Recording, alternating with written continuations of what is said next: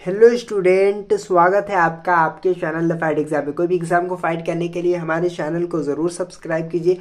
चलिए, इसमें मैं आपको आज मैथ पढ़ा रहा हूं। चलिए इसको मैं बनाता हूं और आपको बताता हूं। देखिए यहाँ पे लिखा है वर्ग अंतराल 40 से 50 का वर्ग चिन्ह है। अब देखिए वर्ग अंतराल 40 से 50 का वर्ग चिन्ह है, तो वर्ग चिन्ह हम कैसे निकालते हैं आपको पता होगा।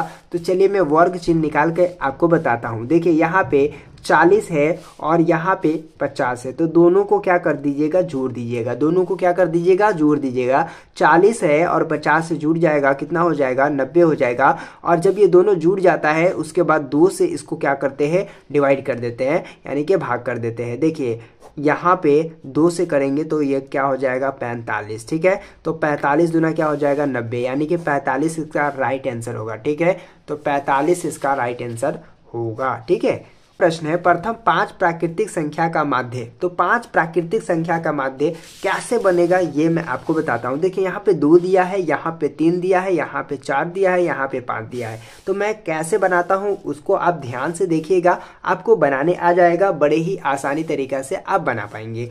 प्रथम 5 प्राकृतिक संख्या, तो प्राकृतिक संख्या आपको याद होगा जिसे हम नेचुरल नंबर के नाम से भी जानते हैं। ठीक है, नेचुरल नंबर के नाम से भी जानते हैं। और गिनती के संख्या को हम नेचुरल नंबर कहते हैं, यानी कि प्राकृतिक संख्या कहते हैं। जैसे 1 हो गया, 2 हो गया, 3 हो गया, 4 हो गया, 5, 6, है ना। इस तरह से जो होता है उसको हम क्या कहते हैं, नेचुरल नंबर कहते हैं। ठीक है, तो कह रहा है प्रथम 5 प्राकृतिक संख्या का माध्य। तो 5 क्या होगा, देखिए 1 हो जाएगा, प्लस 2 हो जाएगा, प्लस 3 हो जाएगा, प्लस 4 हो जाएगा और प्लस 5 हो जाएगा। ठीक है, इस तरह से कर दीजिए। और इसकी संख्या कितना है, 1 2 3 4 5, तो यहाँ पे बट्टा में 5 कर दीजिए। ठीक है, इस तरह से हम कर देंगे। और यहाँ पे जोड़ेंगे, देखिए 1 है और 2 है तो 3 हो जाएगा, और 3 3 6 हो जाएगा, और 6 4 10 हो जाएगा, और 10 5 कितना हो जाएगा, 15 हो जाएगा। 10 5 15 बट्टा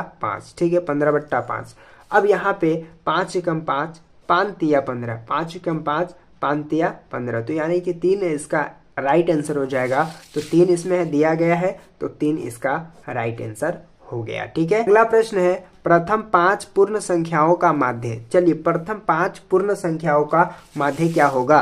तो यहाँ पे देखिए पहले तो समझिए पूर्ण संख्या होता क्या है। ठीक है, पूर्ण संख्या किसे कहते हैं, पूर्ण संख्या होता क्या है। तो पूर्ण संख्या जिसे हम कहते हैं होल नंबर। ठीक है, होल नंबर। ठीक है, तो होल नंबर शुरू कहाँ से होता है, 0 से शुरू होता है। देखिए 0 से शुरू होने वाले संख्या को हम क्या कहते हैं, पूर्ण संख्या कहते हैं। एक जो 0 से शुरू होता है उसको हम क्या कहते हैं, उसको हम होल नंबर यानी कि पूर्ण संख्या कहते हैं। तो चलिए यहाँ पे मैं आपको बताता हूँ। देखिए क्या कह रहा है, प्रथम 5, ठीक है, प्रथम 5 पूर्ण संख्याओं का माध्य निकालना है। तो यहाँ पे देखिए 0 हो जाएगा, उसके बाद प्लस हो जाएगा, 1 हो जाएगा, प्लस 2 हो जाएगा, प्लस 3 हो जाएगा और प्लस 4 हो जाएगा। देखिए 1 2 3 4 5, तो यहाँ पे आ गया की संख्या 5 है, इसीलिए यहाँ पे 5 दे दिए। ठीक है, उसके बाद आप जोड़ देते हैं, 1 हो गया और यहाँ पे 2 हो गया, तो 1 और 2 कितना हो गया, 3 हो गया,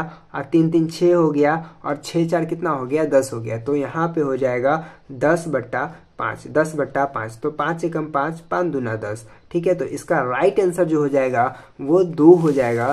तो यहाँ पे कोई 2 दिया गया है, चलिए 2 यहाँ पे है, तो 2 इसका राइट आंसर हो जाएगा। उसके बाद अगला प्रश्न जो दिया गया है यहाँ पे चरो, है ना, 2 6 6 5 5 4 3 2 5 की बहुलक निकालने का सबसे आसान तरीका क्या है, जो संख्या बार बार आया हो। जैसे यहाँ पे देखिएगा 6 और 6 है। ठीक है, और यहाँ पे 6 2 बार आया है, 2 1 बार आया है, 4 1 बार आया है, 3 1 बार आया है, और 2 2 बार आया है। ठीक है, और यहाँ पे समझिएगा, यहाँ पे 5 है, 5 है और 5 है। ये 5 कितना बार आया है, 3 बार आया है, यानी कि सबसे ज्यादा बार 5 आया है। तो इसीलिए इसका जो आंसर हो जाएगा वो 5 हो जाएगा। ठीक है, इस तरह से यहाँ पे क्या करना है, यहाँ पे इसका भी बहुलक बताना है। तो इसमें देख पा रहे होंगे इसमें सबसे ज्यादा कौन है, तो 1 2 3, ये जो है 7 3 बार आया है, तो 2 नहीं होगा, 5 नहीं होगा, 4 नहीं होगा, और यहाँ पे D 7 है, तो इसका सही आंसर जो होगा 7 हो जाएगा। तो इस तरह से बड़े ही इजी तरीके से आप क्या कर सकते हैं, बना सकते हैं। तो उम्मीद करता हूँ कि आज का वीडियो आपको समझ में आ गया होगा। चलिए फिर मिलते हैं आपसे एक नया वीडियो में, तब तक के लिए बाय।